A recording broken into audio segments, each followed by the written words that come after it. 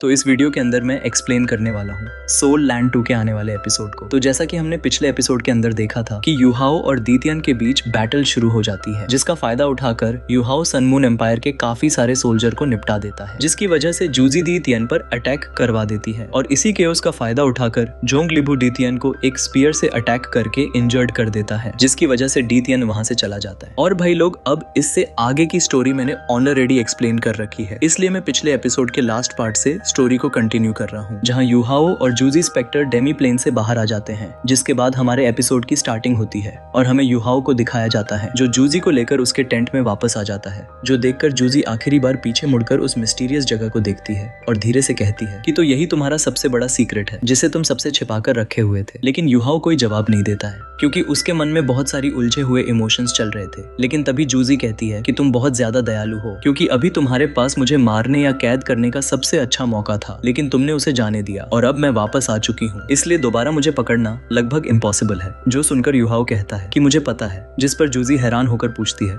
कि अगर तुम्हें पता था तो फिर मुझे वापस क्यों भेजा। जो सुनकर युहाओ कहता है कि क्योंकि मैं डिसीजन नहीं कर पाया, लेकिन मेरी लिमिट्स को दोबारा मत परखना, और अगर कभी सच में तुम्हें मारने की जरूरत पड़ी तो तुम मुझसे बच नहीं पाओगी। जो सुनकर जूजी मुस्कुराते हुए कहती है कि अगर तुम्हारे पास इतनी ताकत है तो पहले उस पर्सन को मारो, और अगर तुम उसे खत्म कर दो तो मैं हमारा 10 साल वाला प्रॉमिस पूरा करूंगी। जो सुनकर युहाओ समझ जाता है कि वो सु तियानरान की बात कर रही है, और तभी युहाओ जाने लगता है। लेकिन तभी अचानक जूजी कहती है कि मैं तुम्हें अपना असली टारगेट बताती हूँ। जो सुनकर युहाओ रुक जाता है, और तभी जूजी उसके पास आकर कहती है कि मैंने तुम्हें सिर्फ इसलिए बुलाया था ताकि तुम्हारे जाने से पहले एक बार तुम्हें देख सकूं। जो सुनकर युहाओ का दिल पूरी तरह उलझ जाता है, और जूजी मुस्कुराकर कहती है कि मेरा टारगेट डाओ लिंग एम्पायर है। जो सुनकर युहाओ सिर हिलाता है और गायब हो जाता है। तो उधर जूजी वापस अपने कमांडर वाले रूप में लौटकर अगली स्ट्रैटेजी के बारे में सोचने लगती है। तो दूसरी तरफ युहाओ 5000 मीटर ऊपर आसमान में पहुंच जाता है, और नीचे फैले सन मून एम्पायर के बहुत बड़े कैंप को देखकर खुद से निराश हो जाता है, क्योंकि वो जूजी के खिलाफ कठोर फैसला नहीं ले पाया था। हालांकि वो उसके सामने हमेशा सॉफ्ट बिहेवियर में रहती थी,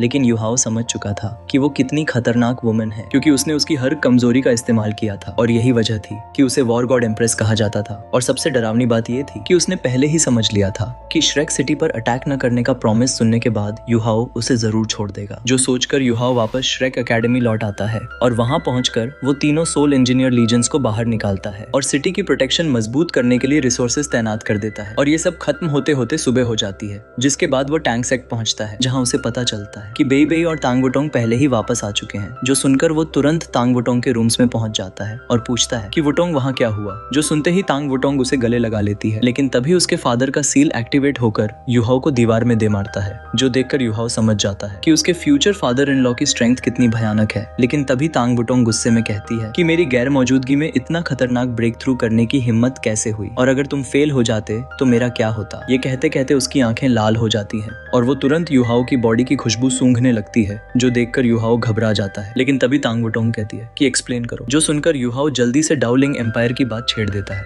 जिस पर तांग वुटोंग बताती है कि उनकी एलीट आर्मी पहले ही श्रेक सिटी की तरफ निकल चुकी है। जो सुनकर युहाओ तुरंत कहता है कि ये तो बहुत बुरा हो गया, क्योंकि जूजी डाओ लिंग एम्पायर पर अटैक करने वाली है। लेकिन तभी तांग वुटोंग सीरियस चेहरे के साथ पूछती है कि तुम्हारी बॉडी से परफ्यूम की खुशबू क्यों आ रही है। जो सुनकर युहाओ उसे पूरी सच्चाई बता देता है, लेकिन पूरी बात सुनने के बाद तांग वुटोंग और नाराज हो जाती है और कहती है कि तो उसने कहा और तुमने उसे गले भी लगा लिया। जो सुनकर युहाओ जल्दी से सफाई देता है, लेकिन तांग वुटोंग मानती नहीं और ताना मारते हुए कहती है कि अगर इतनी ही पसंद है तो उसी के पास चले जाओ। जो सुनकर युहाओ तुरंत अपनी गलती मान लेता है, लेकिन तांग वुटोंग कहती है कि गलती की है तो सजा भी मिलेगी, और अगले ही पल वो अचानक उस पर झपट पड़ती है और उसे एक किस दे देती है, जिसकी वजह से युहाओ का माइंड पूरी तरह ब्लैंक हो जाता है। लेकिन अगले ही पल वही सील दोबारा एक्टिवेट हो जाती है, और बेचारा युहाओ एक बार फिर जाकर दीवार में टकरा जाता है। लेकिन युहाओ दोबारा दीवार से नीचे उतरता है, और इस बार उसके चेहरे पर दर्द नहीं बल्कि एक शरारती मुस्कान होती है, क्योंकि उसके यिन यांग कॉम्प्लीमेंट सोल कोर्स की वजह से उसकी रिकवरी पहले से कहीं ज्यादा तेज हो चुकी थी। और वो मन ही मन हंसते हुए सोचता है कि अगर हर पनिशमेंट के बाद मुझे वुटोंग का किस मिलता है तो फिर मैं ये पनिशमेंट 1000 बार भी झेल सकता हूँ, जिसकी वजह से उसका कॉन्फिडेंस और बढ़ जाता है। और वो अपने फ्यूचर फादर इन लॉ को चैलेंज करते हुए सोचता है कि देखते हैं तुम्हारा सील मुझे कब तक रोक पाता है। जो सोचकर वो तांग वुटोंग की तरफ शरारती नजरों से देखता देखता है,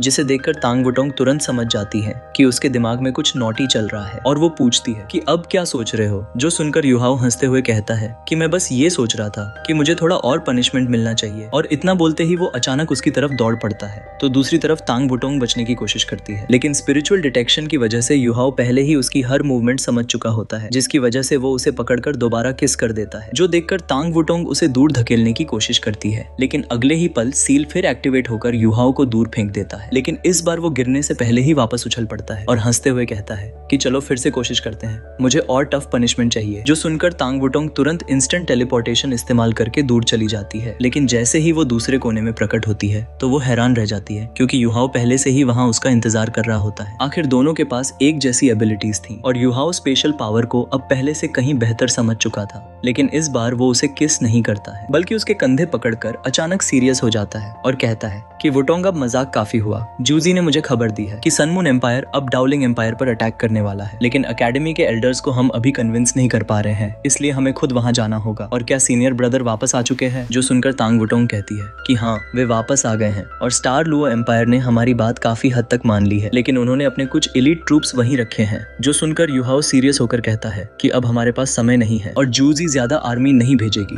क्योंकि उसे श्रेक सिटी को धोखे में भी रखना है, लेकिन वो जरूर डाउलिंग एम्पायर की सबसे कमजोर जगह पर ही अटैक करेगी। जो सुनकर तांग वुटोंग तुरंत तैयार हो जाती है और कहती है कि ठीक है, तुम सीनियर ब्रदर से मिल लो, मैं सामान तैयार करती हूँ। लेकिन जैसे ही युहाओ बाहर जाने लगता है तो वो अचानक रुक जाता है और प्यार से पूछता है कि क्या तुम थक गई हो? जो सुनकर तांग वुटोंग मुस्कुराकर कहती है कि नहीं, जब तक मैं तुम्हारे साथ हूँ थोड़ी थकान कोई बड़ी बात नहीं है, लेकिन मुझसे वादा करो कि जब मैं तुम्हारे साथ ना रहूं तो तुम अपनी जान खतरे में नहीं डालोगे, क्योंकि मुझे बहुत डर लगा था कि कहीं मैं वापस आकर तुम्हें खो ना दूं, और मैंने सुना था कि डीतियन भी तुम्हारे पीछे पड़ गया था। जो सुनकर युहाओ उसके पर्पल हेयर पर हाथ फेरते हुए कहता है कि चिंता मत करो, मैं ऐसा दोबारा नहीं करूंगा, और एक अच्छी खबर भी है, मैंने डीतियन के लगाए हुए रिवर्स स्केल को भी हटा दिया है। और इतना कहकर वो बेबे से मिलने चला जाता है, क्योंकि उसे स्टार लुओ एम्पायर की जानकारी लेने के साथ तांग या की कंडीशन भी देखनी थी, और अब तांग या धीरे धीरे रिकवर कर रही थी और उसका blue silver grass martial soul भी दोबारा अवेक हो चुका था। और तभी युहाओ बेबे के रूम्स के बाहर पहुंचकर आवाज लगाता है, और अगले ही पल उसे अंदर से तांग या की हल्की नाराज आवाज सुनाई देती है, जिसे सुनकर वो थोड़ा ऑकवर्ड महसूस करने लगता है। और कुछ देर बाद बेबे बाहर आता है और उसके चेहरे पर अलग ही चमक दिखाई दे रही होती है, जो देखकर युहाओ पूछता है कि सीनियर ब्रदर, अब तांग या कैसी है?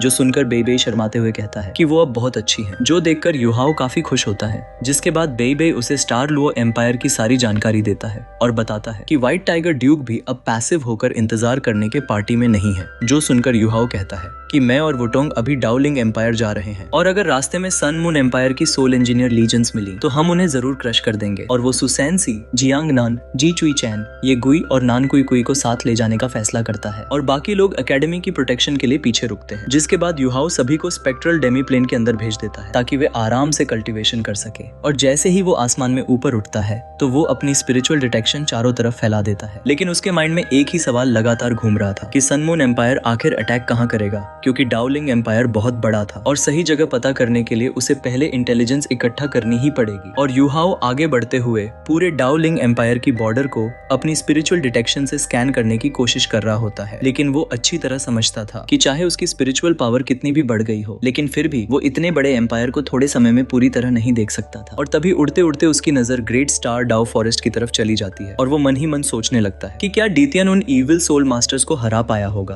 और हैरानी की बात तो ये थी कि वो नहीं चाहता था कि डीतियन उनसे हार जाए, क्योंकि भले ही बीस्ट गॉड उसका दुश्मन था, लेकिन उसका मोटिव हमेशा ग्रेट स्टार डाउ फॉरेस्ट की प्रोटेक्शन करना था, जबकि इविल सोल मास्टर्स सिर्फ डिस्ट्रक्शन करना चाहते थे। जिसके बाद युहाओ का ध्यान जूजी की बातों पर जाता है और वो सोचता है कि अगर वो डाउलिंग एम्पायर को बचाने में सफल हो गया तो शायद उसे जूजी के प्रपोजल पर सीरियसनेस से विचार करना चाहिए, क्योंकि अगर सुतियान रान की मौत के बदले पूरी दुनिया को 10 साल की शांति मिल सकती थी तो ये एक अच्छा सौदा था। लेकिन यही सोच उसे और परेशान कर देती है, क्योंकि अब जूजी पहले वाली सीनियर सिस्टर नहीं रही थी, वो एक बहुत खतरनाक और चालाक कमांडर बन चुकी थी। और इसी बीच युहाओ डाउलिंग एम्पायर में एंटर कर जाता है और नीचे उसे हजारों सोल्जर श्रेक सिटी की तरफ बढ़ते दिखाई देते हैं, लेकिन वो उन्हें रोकने की कोशिश नहीं करता है और सीधे डाउलिंग एम्पायर की नॉर्दर्न बॉर्डर की तरफ उड़ने लगता है, क्योंकि उसे उम्मीद थी कि उसे दुश्मन के निशान वहीं मिलेंगे। तो दूसरी तरफ सन मून एम्पायर के कैंप में जूजी का प्लान तेजी से आगे बढ़ रहा होता है और उसकी आर्मी 5 किलोमीटर आगे बढ़कर नए सोल टूल डिप्लॉयमेंट एरियाज तैयार कर रही होती है, और सुबह तक 12 डिप्लॉयमेंट एरियाज तैयार हो जाते हैं, जिसकी वजह से अब पूरी आर्मी श्रेक एकेडमी से केवल 45 किलोमीटर दूर रह जाती है,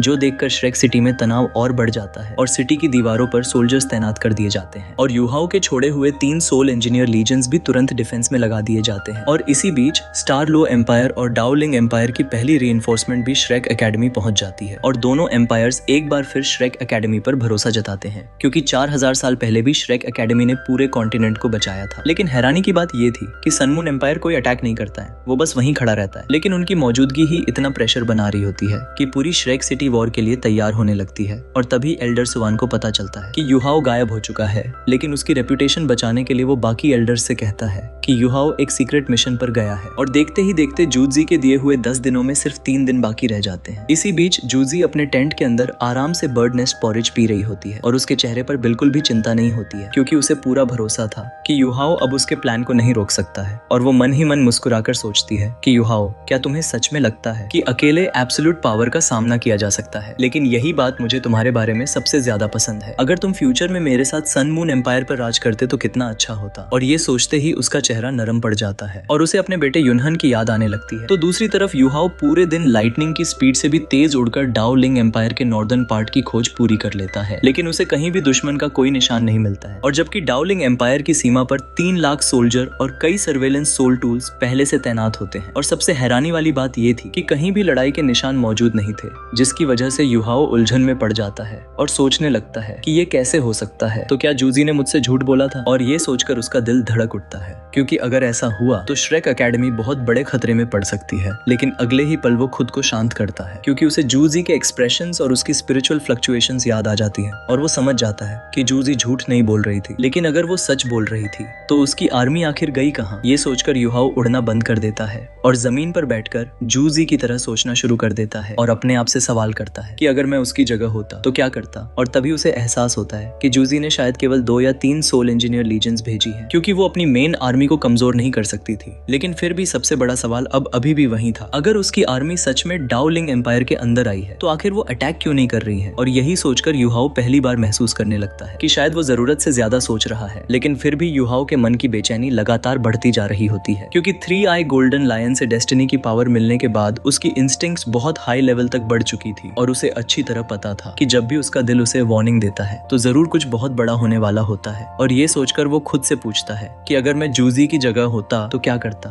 और तभी उसके माइंड में एक खतरनाक पॉसिबिलिटी आती है, क्योंकि केवल 2 सोल इंजीनियर लीजेंड्स के दम पर डाओलिंग एम्पायर पर सीधा कब्जा करना पॉसिबल नहीं था, क्योंकि बिना आर्मी सपोर्ट के वे किसी भी सिटी को जीतकर होल्ड नहीं कर सकते थे, जिसकी वजह से उनके पास केवल सैबोटाज करने का ही ऑप्शन बचा था। और यह सोचते ही यूहाओ का दिल जोर से धड़क उठता है, क्योंकि उसे अचानक एहसास होता है कि जूजी वही करने जा रही है जो कुछ समय पहले उसने खुद सन मून एम्पायर के अंदर किया था। फर्क सिर्फ इतना था कि उसके पास इनविजिबिलिटी की एबिलिटी थी, लेकिन जूजी के पास उससे भी ज्यादा पावरफुल सोल इंजीनियर लीजेंड्स मौजूद थी। और ये समझते ही उसकी पूरी बॉडी पर ठंडा पसीना आने लगता है, क्योंकि जूजी पूरे डाओलिंग एम्पायर में केओस फैलाने नहीं जा रही थी, बल्कि उसका सिर्फ एक ही टारगेट था, और वो टारगेट था डाओलिंग एम्पायर की कैपिटल। और ये समझते ही यूहाओ बिना एक पल गनवाए आसमान में उड़ जाता है और अपनी स्पीड को मैक्सिमम लिमिट तक बढ़ा देता है, क्योंकि उसे पता था कि अगर कैपिटल डिस्ट्रॉय हो गई और पूरी रॉयल फैमिली खत्म हो गई तो पूरा डाओलिंग एम्पायर केओस में डूब जाएगा। और ये सोचकर उसके मन में जूजी के लिए एक बार फिर किलिंग इंटेंट पैदा होने लगता है, क्योंकि उसकी हर स्ट्रेटेजी देखने में सिंपल होती है, लेकिन उसका रिजल्ट बहुत टेरिफाइंग निकलता था। तो दूसरी तरफ यूहाओ बिजली की तरह आसमान को चीरते हुए आगे बढ़ रहा होता है, लेकिन उसके मन में एक और डर पैदा हो जाता है, क्योंकि अगर डाओलिंग एम्पायर के साथ ऐसा हो रहा है तो कहीं स्टार लो एम्पायर भी अगला शिकार तो नहीं बनने वाला है। और तभी उसके दिमाग में पूरी स्ट्रेटेजी साफ होने लगती है, क्योंकि जूजी का असली टारगेट शुरू से डाओलिंग एम्पायर नहीं बल्कि स्टार लो एम्पायर था, क्योंकि जैसे ही डाओलिंग एम्पायर में केओस फैलेगा तो श्रेक सिटी गए उनके सारे सोल्जर वापस लौट जाएंगे, और इसी का फायदा उठाकर सन मून एम्पायर पूरी ताकत से स्टार लो एम्पायर पर अटैक करेगा। जो सोचकर यूहाओ समझ जाता है कि जूजी ने एक ही चाल में दोनों एम्पायर्स को डिस्ट्रॉय करने का रास्ता बना लिया है। लेकिन उसे सबसे ज्यादा दर्द इस बात का होता है कि शायद उसे ये सब बहुत देर से समझ आया है, लेकिन फिर भी वो पूरी ताकत से डाओलिंग सिटी की तरफ बढ़ता रहता है। और जैसे जैसे वो करीब पहुंचता है उसे दूर से लगातार एक्सप्लोजन्स और भयानक सोल पावर फ्लक्चुएशंस महसूस होने लगते हैं,